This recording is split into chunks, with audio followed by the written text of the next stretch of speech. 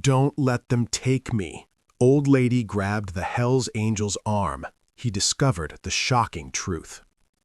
The neon sign of Sal's roadside diner buzzed with a flickering hum, casting a pale green light over the vinyl booth where Martha sat. Her hands, mapped with the veins of 80 years, trembled as they clutched a manila folder to her chest. Across from her loomed 3 men in sharp, expensive suits.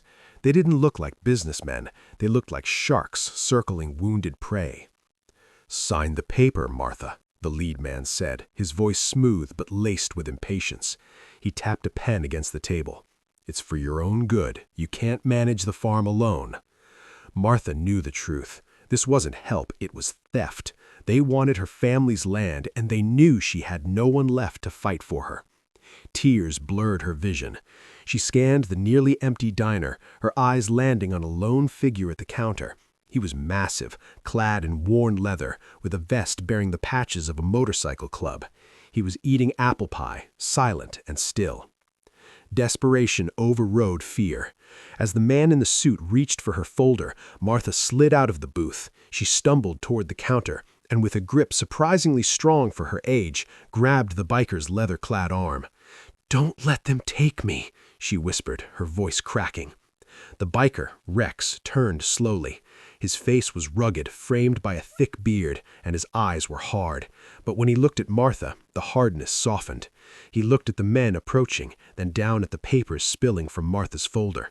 He saw the legal jargon, the predatory clauses, the shocking truth of a scam designed to strip an elderly woman of her legacy.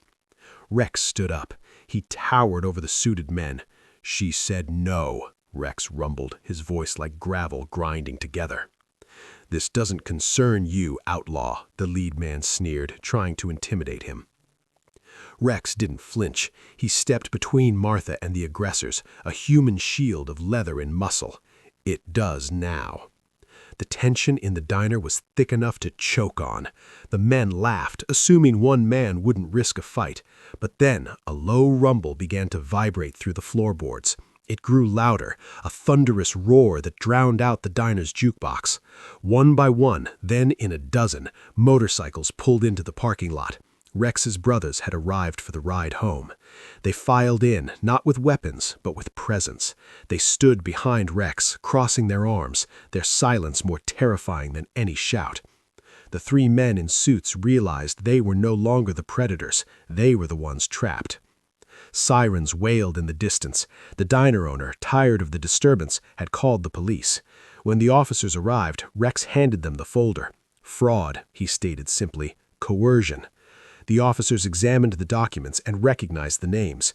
These men were wanted for a multi-state real estate fraud scheme targeting seniors.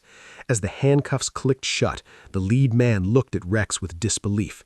"You're just a thug," he spat. Rex adjusted his vest, looking down at Martha, who was weeping with relief. "No," Rex said, "I'm a neighbor." Martha squeezed Rex's hand before the officers led the criminals away. In a world that often judges by appearances, she had found a guardian where others saw a monster. The bikers didn't ask for thanks. They simply nodded, mounted their machines, and rode off into the twilight, leaving behind a woman who kept her home and her dignity. Stories like this remind us that heroes don't always wear capes. Sometimes they wear leather. Kindness can be found in the most unexpected places, and standing up for the vulnerable is the greatest strength of all. If you believe in kindness and second chances, please like, share, and subscribe to our channel for more emotional stories. Your support helps us spread hope to millions. Don't forget to tell us where you're watching from. Thanks for watching.